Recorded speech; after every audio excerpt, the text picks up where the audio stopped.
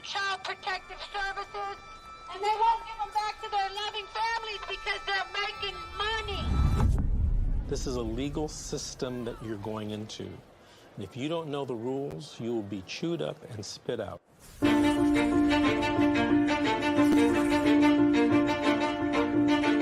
I could say anything to a mother who just got their children detained, you're in a crisis. Yeah. Life feels like it's over. The most important thing is regaining custody of your children. The child welfare system at its core is designed to protect children who need protection, okay? And that's key, is who need protection. So social workers, out of fear, will remove more children rather than only remove those children that truly need to be removed. It's okay. It's okay. This isn't someone stole your car. Someone broke into your house. This someone took your child, your flesh and blood. It doesn't say on this order that it was not proven. It says untrue. True. I immediately knew that, okay, well, this ain't over.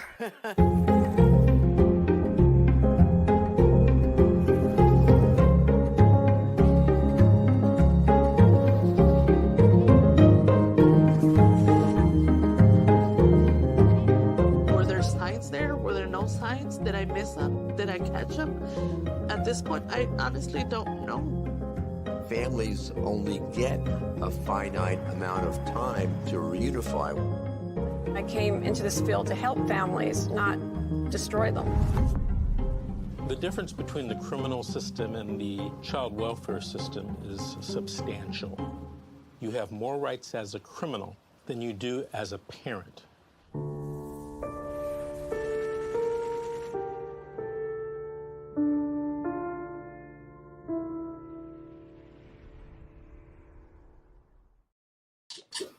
Hello, everyone, and welcome to CPS Current Events. I'm here with my guest, LJ. LJ, how are you today?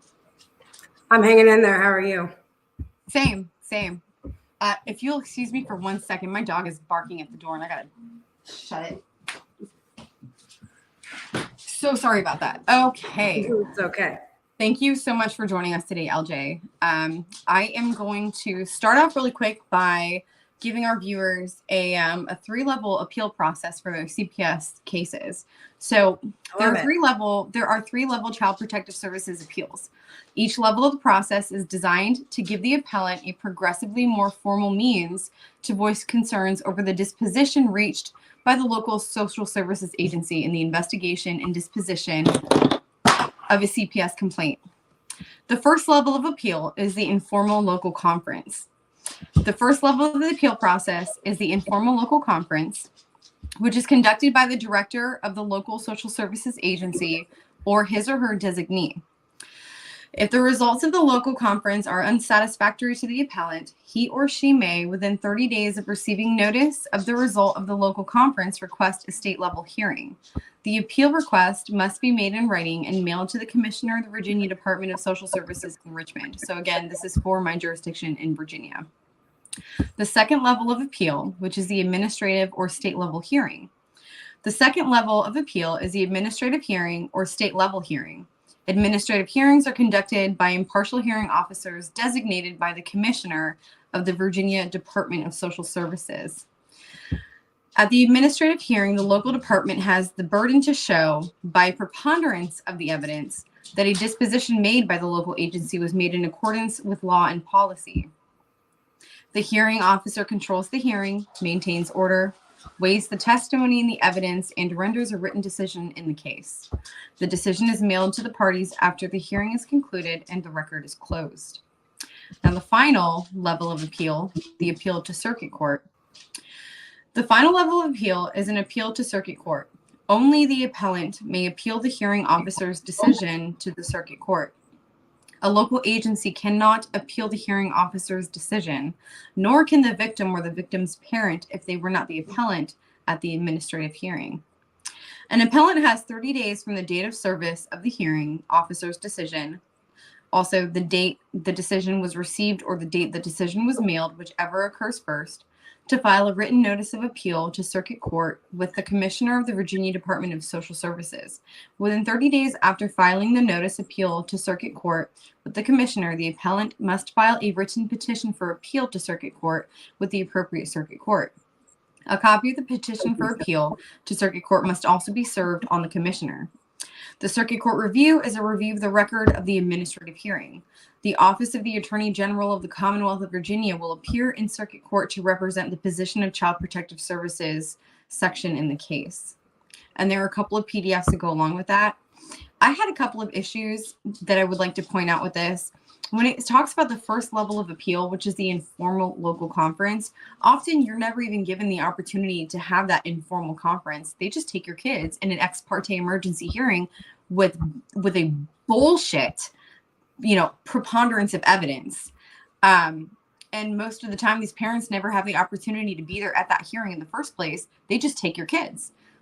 They knock at your door after that hearing that you were never present for nor were aware of, and they just take your kids. They take your children. And, that immediately puts you into the second level, which isn't even appeal. It's just the state hearing. So these ancient dinosaur documents that they haphazardly have posted for us to follow don't even follow the procedures that they're abiding by. So, yeah. Just be aware of what your state has posted for the appeal process for your CPS cases, and make sure that that is in accordance with the local laws of your state and your county. So, LJ, tell us about yourself. That blows my mind, just 30 days to appeal for your livelihood is bullshit. It's more than your livelihood. This is our flesh and blood. These are our children. Exactly. That just blows my mind. That's amazing. Good stuff. Thank you for sharing that. Well, I'm getting close to the age of 40. I live in Florida, and I have a amazing son who is young and has been really dragged through the mud because How of old my is he? 3. Poor baby. How long has this case been happening? 16 months now. I'm sorry to hear that. So tell us what brought these people into your life.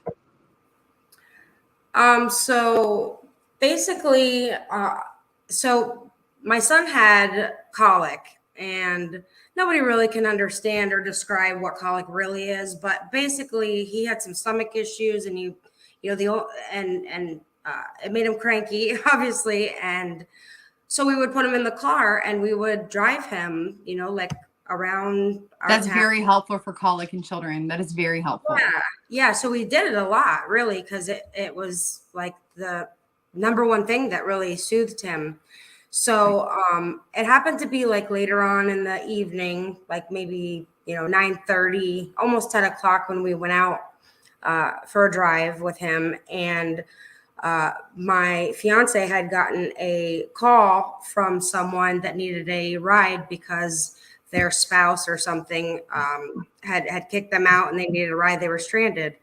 So long story short, basically the person that we picked up threw drugs out of our car in front of a police officer and didn't admit to it and blamed it on my fiance.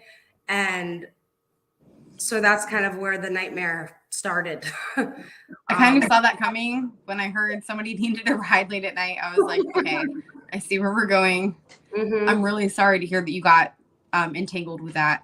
That's unfortunate. It's very frustrating, to say the least. I can imagine. So what happened when the officer pulled you over?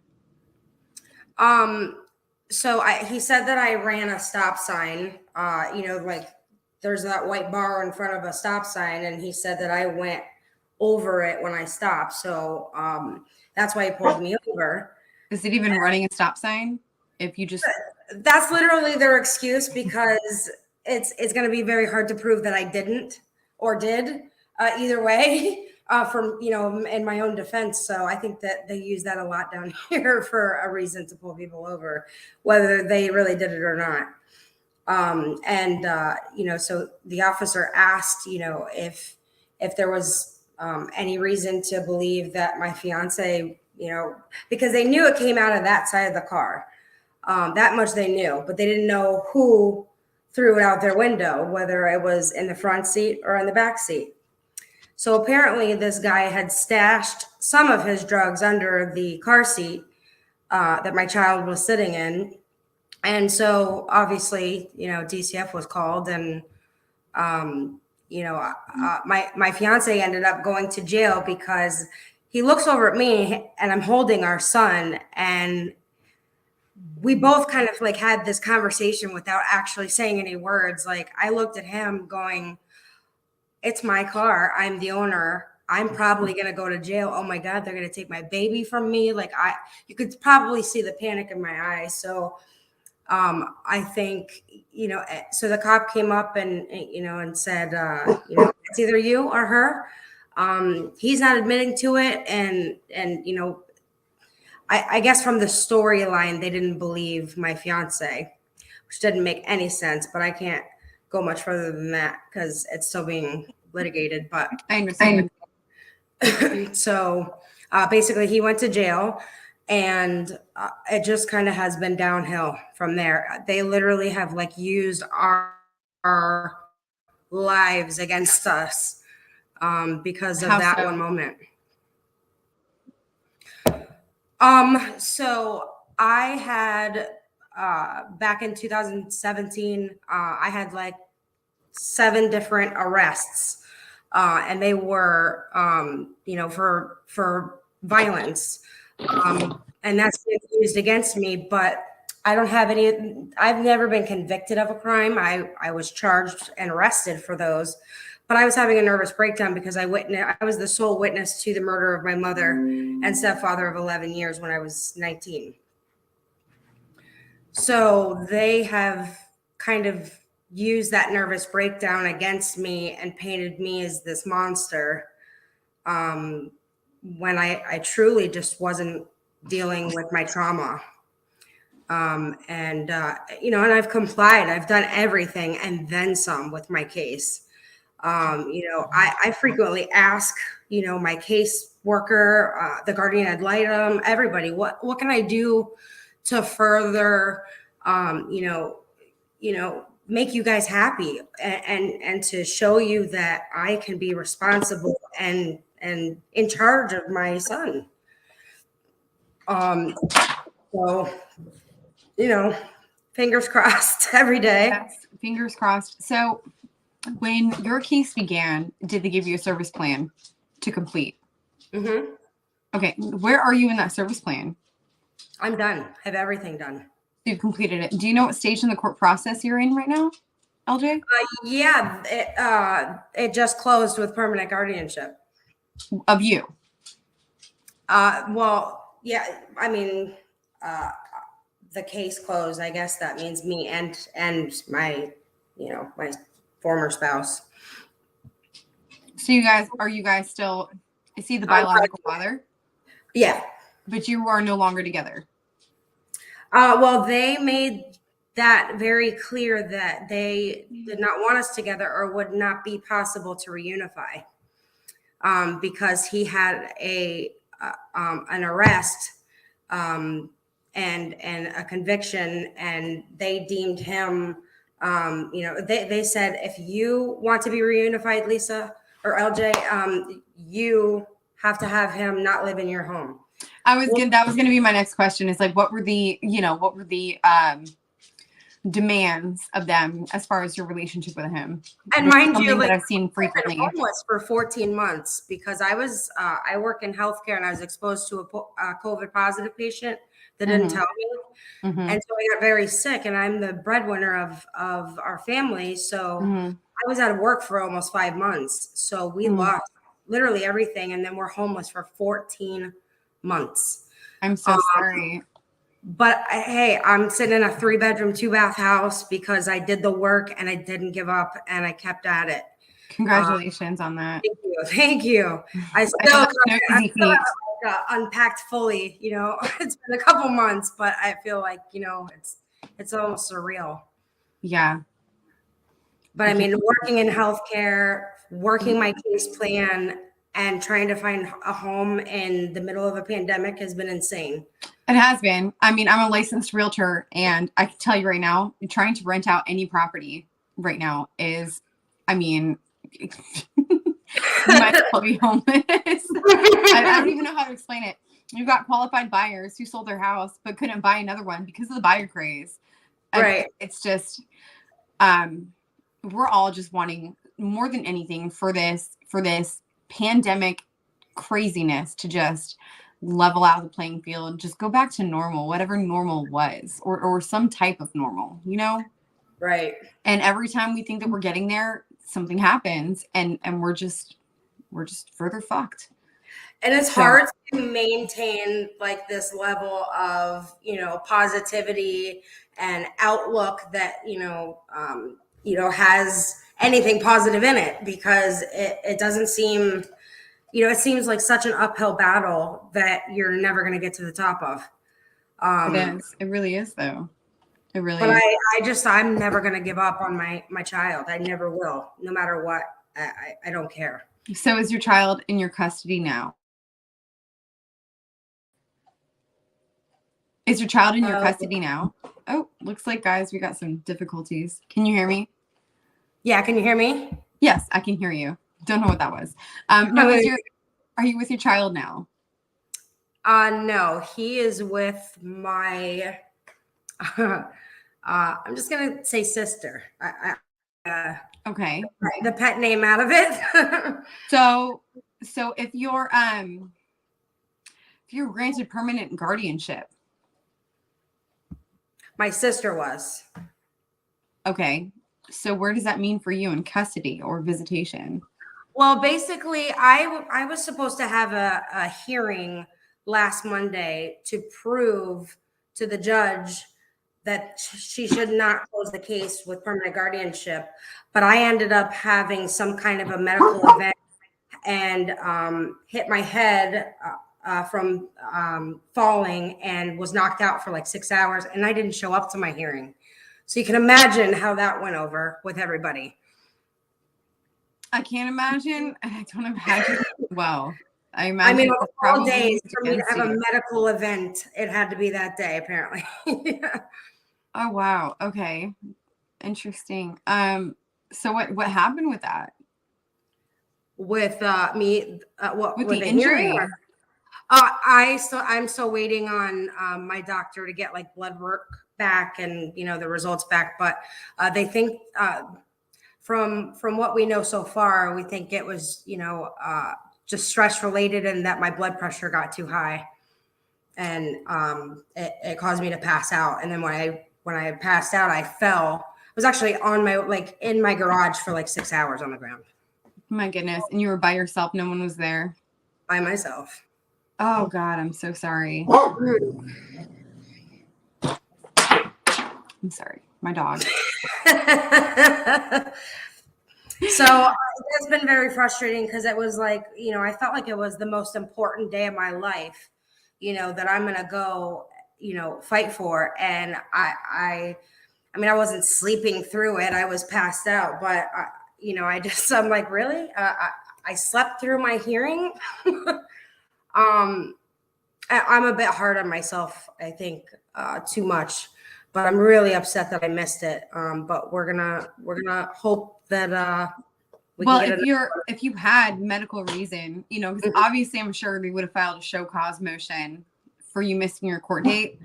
And if you have the medical paperwork to show cause for why you missed it, you should be granted another hearing. Like they have to give you the opportunity. I'm hoping the judge sees it that way. I would look up your laws in your state because it's not about how the judge sees it. You know, he is on some level an arbiter of the law, but he's not the ultimate arbiter of the law. You know, the law is the law. Right.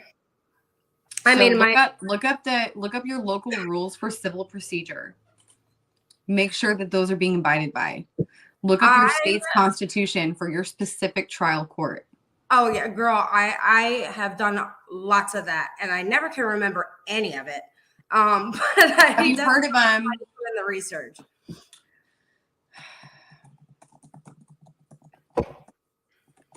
Have you heard of a motion for rehearing? Yeah, I believe that is what we have already put in per my attorney. Now, is this a private attorney or a Oh no, it's our favorite kind, the court appointed. Do you feel like they're working in your favor? Sometimes, but not enough at all. You know, there's a way that you can tame your attorneys. What do you mean? There are ways to hold them accountable and make sure that they fight for you properly. I mean, I feel like she didn't do that the majority of my case, and then I like lost it on her, and I literally cussed her out and told her if she wasn't going to fight for me or my son, that she needed to step aside so I could do so myself properly. So let's talk about attorneys and self-interest, right? Lawyers are out for number one, no exception. That's what self-interest is. Whether they win or lose, lawyers aren't much affected by the outcome of a case. When it's over, they go home, sleep in the same bed, and wake up to just another day. Clients, on the other hand, either enjoy the fruit of victory or the shambles they're left with when the dust settles. Clients may be in prison or executed by lethal injection. Clients may be impoverished by legal fees, court costs, and the devastation of an adverse judgment that leaves them and their families penniless. We all operate out of self-interest. You, me, and absolutely everyone. Even Mother Teresa, who did wonderful things while she lived, was motivated by the pleasure of helping others. If helping others hadn't given her a pleasure, she wouldn't have done it.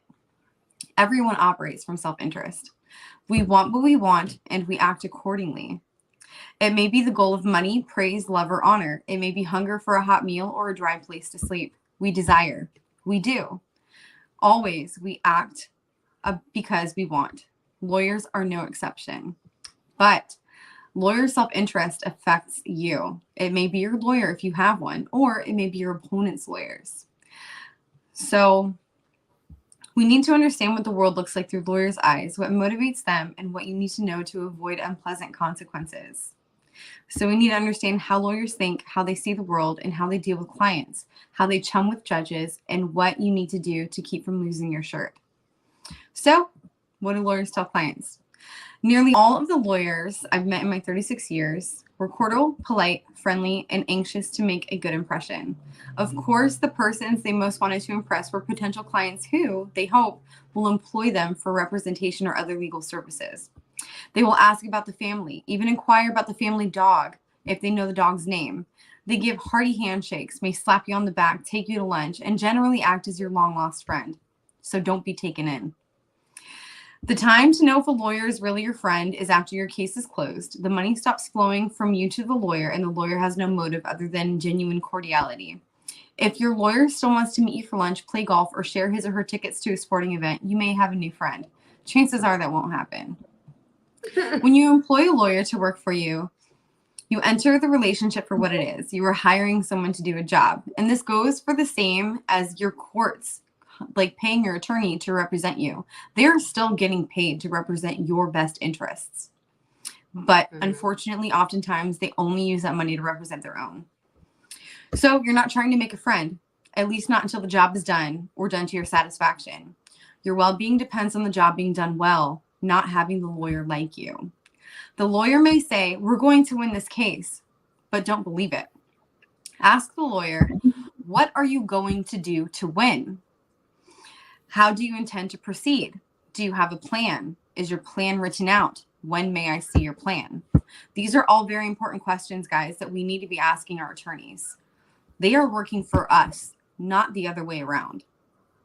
Some lawyers may say, don't worry, I'll take care of everything. This is a flaming red flag. You do not want the lawyer to take care of everything. You want to be personally involved, intimately involved in your case. After all, it is your case, not the lawyer's. So see to it. You want to know everything the lawyer plans to do, and as much as possible, you want to know before the lawyer does it. Lawyers that make that ridiculous comment want your checkbook to be involved and for you to stay out of their hair so they can muddle through at your expense. Don't go for it. If a lawyer says, "You won't pay a dime unless I win," get it in writing. Make certain you will not be on the hook to pay anything. No depositions, postage, travel time, or expert witnesses. Get a written contract with the lawyer. Spend some time reading it. Take it home with you. Read it over and over before signing and returning it to the lawyer, guys. Never forget that the lawyer's percentage is negotiable. Just because a lawyer asks for 33% or some percentage doesn't mean the lawyer won't work for less, especially if your case is strong with lots of money at the end of that litigation rainbow. Make certain the contract requires that the lawyer to get your consent in writing before agreeing to any settlement, stipulation, or other action that might limit your recovery. Whatever a lawyer may say to you before you agree to employ him or her, get it in writing. If the lawyer won't agree to a written contract for legal services, look for another. Approximately 1 out of every 1,000 human beings is a lawyer. There are plenty more out there eager to make some easy money. Be picky. When the fight is over, the lawyer goes home. So choose wisely. So what lawyers don't tell clients? Your lawyer won't tell you he had to take the bar exam 6 times to pass. Your lawyer won't tell you he doesn't know how to use requests for admissions, requests for productions, and interrogatories as taught in the discovery federal rules of evidence. Your lawyer won't tell you the plans to confer with other lawyers because he is confused about the law of your case. Your lawyer won't tell you he and the lawyer on the other side have been best friends for years, play golf together, and spend weekends at side-by-side cabins with their families at the lake. Your lawyer won't tell you that he's had trouble with the judge assigned to your case and that the judge has sanctioned him in the past. Perhaps most importantly, your lawyer may not tell you when he refuses to accept the other side's offer to settle because he hopes to make more money dragging your case on for a few more 100 billable hours. Similarly, your lawyer may not tell you when it is clear as crystal that your case cannot be won no matter what, because that makes the lawyer's money train stop. In the case mentioned, I knew for more than a year before the final hearing that the other side could not win. And moreover, I knew that the 3 lawyers on the other side also knew they could not win. I will never forget walking past their table on my way out of the courtroom, overhearing one of them tell their client, "There was no way we could have known this would happen." Indeed, folks, beware, this does happen. So this course that I pay for, it talks about how lawyers bill time, why lawyers take depositions too soon, a lawyer's typical workday, what non-lawyers can do. So since you're not a lawyer and have no fear of being disbarred, there are some things that you can do to help your case that a lawyer working for you cannot do. If you have a lawyer, you should not do these things. But if you are pro se and completely on your own, there are no rules against it. For example, lawyers are forbidden to talk with their opposing party. They can talk to the opposing party's lawyer if they want, no rules against that, but they are not allowed to talk directly to the opposing party. If they wish to offer settlement, for example, they must go through the opposing lawyer. If the opposing lawyer fails to communicate such offers with his or her client, which violates the rules of professional responsibility, as some lawyers intentionally do so, they can keep their time clock running and make more money by keeping their clients in the dark about offers their client might accept rather than continue fighting. Your lawyer can do nothing about it. Your lawyer cannot communicate directly with the opponent. You, on the other hand, are not a lawyer and therefore are not subject to bar regulations. Check your local jurisdiction's rules and appellate court opinions before going forward. And if there are no such rules, you can communicate with your opponent without going through your opponent's lawyer. Your opponent may insist that you go through his or her lawyer, in which case you should not try again.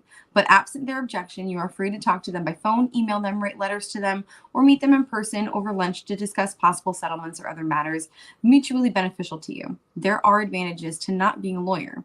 So in conclusion, knowing how lawyers think will help you deal with your opponent's lawyers and your own lawyer if you have one. Never assume lawyers think like you do, because they don't. Never assume they have your best interests at heart, because they don't.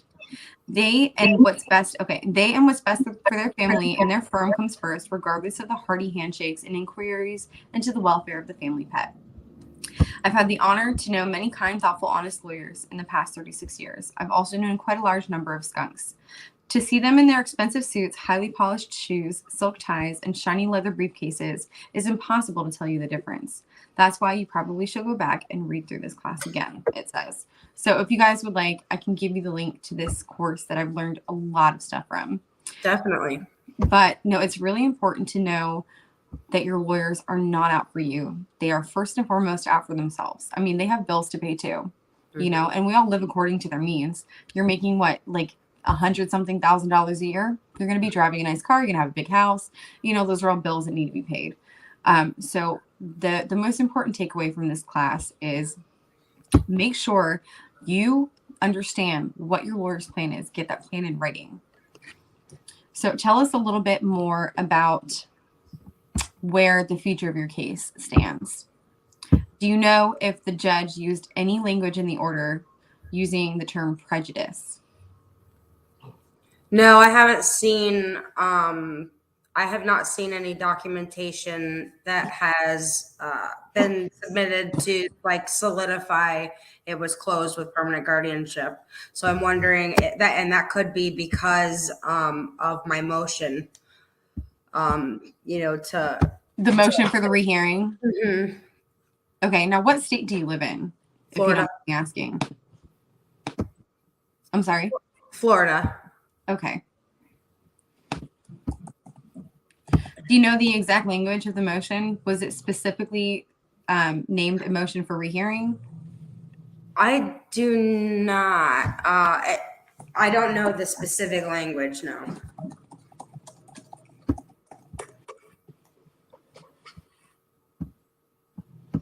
So you don't know if it's a reconsideration hearing or a rehearing, because there is a difference between the two. No, I'm not sure. And that's a good question that I should be asking, which I will probably as soon as we get off of here, because that's a question I definitely should know. Now, we are coming up to the end of our time soon. What is your visitation looking like? How often are you able to see your son? My sister only allows me to see my child one time per week, and that has been the entire time that my case has gone on, is 1 hour per week. Finally, a few months ago, I was rightfully granted 2 hours unsupervised visits. So, you know, that's something. But he is very young and he is really struggling. My sister has been kind of a roadblock, to say the least, and making it very hard. Even has him calling her mommy. Do you think it's a possibility that she may be under duress by the social services agency? No, her and I have had a tumultuous relationship. I mean, as far back as I can remember. It's been a really difficult relationship, and so it's been hard, you know, being civil with someone who's not civil. You know. Tell me a little bit about that. So when we were young, my sister, she was sick, and she was very sick, and I believe that she harbors resentment and bitterment towards me because I was, you know, technically the healthy one and not sick. And I think that she's literally like helped push me in the fire every chance she can, even if it, you know, means making up a story or a lie. Sounds a lot like a social worker. Oh yeah, they talk on Saturdays and Sundays. I can't even get mine to, you know, talk to me Monday through Friday. So I found that interesting. I'm really sorry to hear that. That is not ethical in any means. No. Is there a plan to work you toward reunification with your child? It's not a very clear plan, I feel. I mean, it's literally just James, I am so sorry. The new case plan has been submitted as, you know, all the things that I've already done. And it says that I haven't done any of them. So to me, that's not a plan at all, or a very good one at least. So the plan is to attack with facts, and somebody is going to see that I have, done the work, put in the time, and always will for my child, because he's all that I live for, and he will come home, and I just hope it's sooner than later. Yes. I hope so too. So do you know when you're going to be so young? He again? Understand, like, why are you not bringing me home? Because he keeps asking me, "Mommy, I want to go home." Of course. And, I just keep telling him the house isn't ready yet. It's almost ready. I tell him we're building it. It's kind of the only thing he'll really understand at his age. Have you ever been told, by the social workers that you weren't allowed to be honest with your child? Not in those words, but when you say you're going to come home soon, hey, I'm working on it, you're going to come home soon. Have you ever experienced where they said, oh, well, you can't tell them that. You can't tell them that they're coming home because you don't know that. Exactly. Oh, yes, I definitely have. That just upsets me so much more than anything. Yeah, but my sister can teach him to call her mommy when she's his aunt, and confuse the hell out of him and literally train him. I mean, my last visit with him, he's calling me by my name. How would he know that? He was at trained 3 years old. He was trained. Yeah. So it's hard because, when your own family member is literally, making it impossible for you to move forward. She is really making me live every mistake I think I've ever made, is how I feel. And it sucks and it's hard, because it hurts. I can imagine. So, but what do we do? We can't give up. So, I just surround myself in, researching the law in my state and knowing how to defend myself. Right. Because it's not just knowing the law, it's knowing what to do with that knowledge of the law. Right. And there are so many different levels of the law. You have like your federal rules of evidence, your federal rules of civil procedure. You have your, United States codes. You have your Constitution, your Bill of Rights, like all of these things tie together. But then you have the states' right, to make their own laws and run their own states in certain ways. But then you have like, federal remedies for when the states violate some of your greater rights. And it's just understanding how all of these pieces fit together is important, and what to do in that courtroom. And that it takes a very long time to learn that. It takes a long time. And it takes it's hard. A lot of dedication. Because not only it's because I work in healthcare, and the type of work I do, I work 12 to 14 hour shifts when I work. Right. So, with working that type of schedule, and then working my case plan, and then trying to research myself to death. I've overloaded myself in a sense, because like when I went to go organize everything I had researched and found and really dug into, I couldn't organize it to save my life because I was so overwhelmed. And when you walk into that courtroom and you try to assert your rights, they're going to laugh you right out of the door. They're not going to respect your knowledge or your hours of study unless you have that bar license in your pocket. Even then, a lot of times they don't respect even some of the lawyers. And that leads me to my next piece. I did do a little course on taming your lawyers today, and some of it had a negative connotation on attorneys. And I want to state very clearly that Attorney Vincent Davis is probably like the most famous CPS strategy consulting attorney in this country. I have seen how hard he works. I've met him personally, even though I'm on the opposite side of the coast. He really does fight for his cases. But, what me and my supervisor and my producer, often talk about is the fact that litigation is expensive. going to court is expensive. You know, if you're not paying for him to fight this case, and it's not like he's charging you all this money, you know, just to go make a payment on his Lamborghini, which obviously, you know, that's not the case. But, you know, going through court costs money. And if you're not paying these attorneys to fight for you, they're paying out of their own pocket.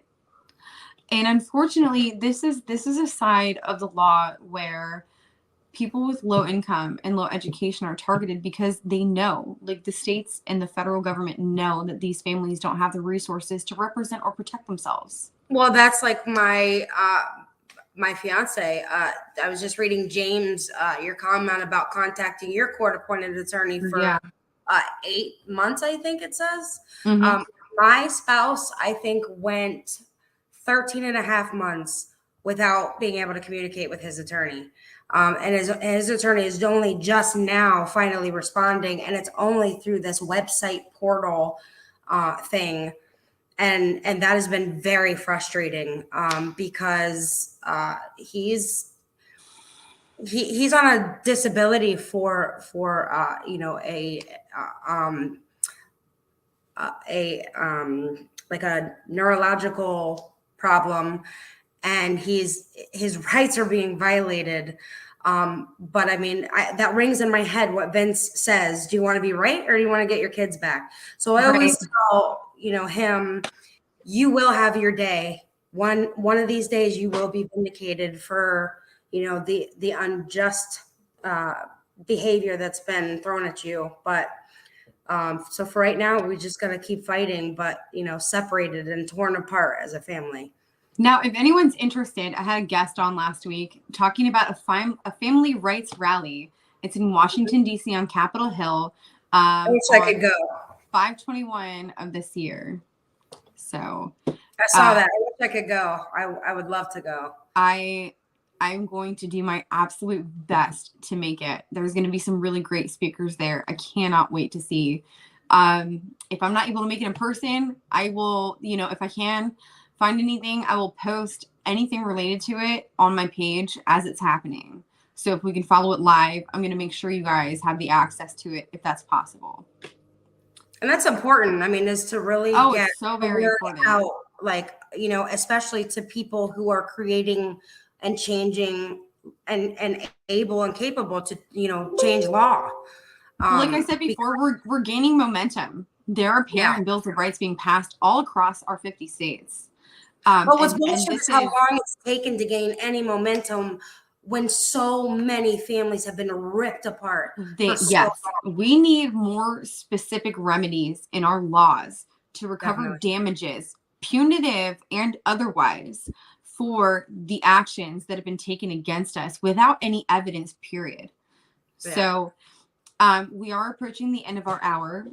Before we go, I would like to ask you, LJ, if your son was watching this show right now, what would you want to say to him? What do you need him to know? Oh, you're trying to make me cry.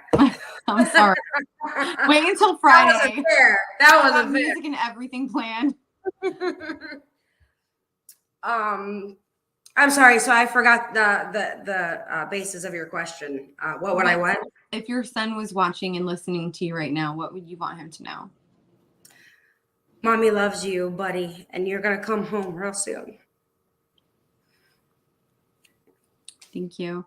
Now, if there were any other parents in your specific situation for the specifics of your case and what you've been through on your case, what would your advice be to them?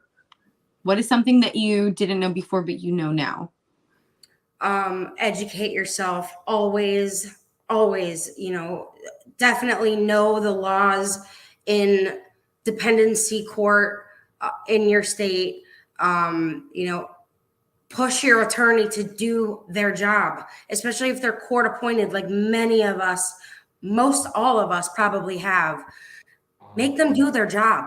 They, like Amanda said, they work for us. So let's make sure that that's being done. You know, follow up, ask what's being submitted, ask what is being, you know, shown in court and pass through channels that you're not even being told or talked about. Communicate with your attorney, know what's going on. But also remember though, always be completely honest with your attorney. There are some attorney-client privilege. Your attorney cannot say, you could literally tell your lawyer, I murdered somebody. I murdered that person. That's right. Damn right. I murdered him. He can't say that. He cannot say that. He or she is obligated to give you the best defense possible, whether you committed the crime or not. And he can't go off saying, oh, well, my client just told me that he killed that person. You can't do that. You can't do that. There are two people in this world you can never lie to. That is your doctor and your lawyer. Never lie to your doctor. Never lie to your lawyer. If you do, how are they supposed to help you? So remember that. That's such a good point, because I think, a lot of people probably don't speak up because they're in fear of. Don't be afraid of talking to your attorney. You could sue. They can't. They could be in a lot of trouble. Don't, give them the full truth. Then they can't, devise a plan to be able to, remedy the issue. So yeah. Anything that you speak to your attorney about cannot be spoken to anyone else without your permission. It is privileged information. So trust your lawyer, because I'm sure like we all are human. We all make mistakes. But if your attorney is not aware of the details of those mistakes that could be used against you later, how are they supposed to adequately fight for your case? You can't be defended properly if you don't give them the opportunity to do so. Even if you don't like them, you got to let them know how to, go about it. If you're being untruthful about your story, then you're not going to get very far. Exactly. I didn't mean to cut you off, LJ. No, it's okay. I think there's a delay on my computer, so I apologize. To cut you off. Is there anything else that you would like to share with our viewers before we end for today? I think it's just really important that we, maintain communication with somebody. Me personally, I isolate, probably love it way more than I should, and probably should be seen clinically because of it. I can really relate to that. I think it's important to keep somebody in your life, and that's kind of what this show is offering me. And I got to step out of that isolation, and it's hard. It's really hard. I mean, I can't tell you how many days, this today included, I couldn't get going. I couldn't get out of bed. I mean, shit, I didn't wake up until 12 o'clock. I mean, I was like barely awake, but and you got to have somebody for you. If they're not positive for you, about you and your family reunifying, get them out of your life permanently, and get people who are positive and have good ideas that might help you and do things that make you feel better. Don't surround yourself with negative shit, because then you'll be literally always feeling like shit. That is incredibly good advice. Thank you for that. Sure. Thanks for having me on. I appreciate it. Of course. And guys, don't forget, I have my Monday show at 1 p.m. Pacific Standard Time, which is today, CPS Current Events. Our next show is going to be on Thursday. That is Fight CPS, the Civil Rights Struggle. That is at 7 p.m. Pacific Standard Time. And then we have our new show Fridays, Fight With Me Fridays. We talk about unpacking trauma, learning coping skills, focusing on our mental health. And that is going to be Fridays at 6 a.m. Pacific Standard Time. So that's going to be. I love that. So important to address your mental health while we're Join us on Friday. So if you're in Florida, you're in my time zone. So it'll be 9 a.m. my time. I'm usually at work and working at 5 a.m. So no worries. Well, the beauty of these shows is you can always go back at them later and read and take away what we talked about. So I always do. I think I'm a top fan on the YouTube thing or something. Somewhere. Oh my gosh! Congratulations! Thank you for the support. Thank you. I myself, we have a few more minutes, so I'll just wrap up by, just giving a little bit about who I am. And, I can't really talk about my case, but I can tell you personally, today has been quite a difficult day for me. I feel like, everybody is just taking off a piece of my energy, and I don't really have any left. I have just been raped over and over again by these court systems, and I don't know how much longer I can keep going like this. I'm just spread so thin. I'm in law school. I'm running my real estate business. I'm trying to keep the bills paid, keep my sanity, get my rest. And it's been really, really difficult, and it's getting harder every day. But one thing that I have learned in my experience is that when the going gets really, really tough and you feel like you just can't make it another fucking day, it's because something good is waiting for you around the corner. And the dark, energies in this world want you to give up before you see that victory. So when shit feels like it's really about to cave in, it's because something good is coming. And if I can't believe in anything else, I can believe in that. So don't give up. And Amanda, to add to that, I think too, when we're all feeling very down, like we just can't keep going like this and we're ready to give up. When your kid looks at you and they have that smile in their eyes, like you just can do anything.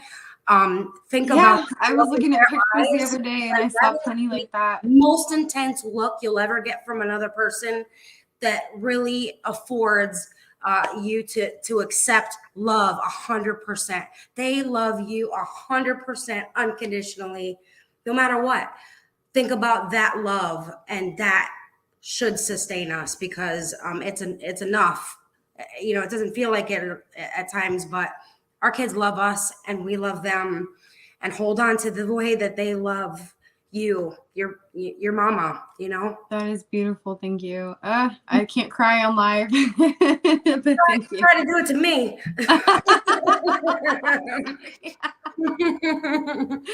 Well, LJ, I had such a pleasure having you on today, and everyone, thank you again for your support. Join us on Thursday for Fight CPS, the Civil Rights Struggle. And, I wish everyone a great rest of their day, and we're all hurting together. We're all just trying to keep going together. So let's keep pushing. Okay. Don't give up. In there. Keep your chin up. Yes, ma'am. Thank you so much. Thank you. Good night, everyone.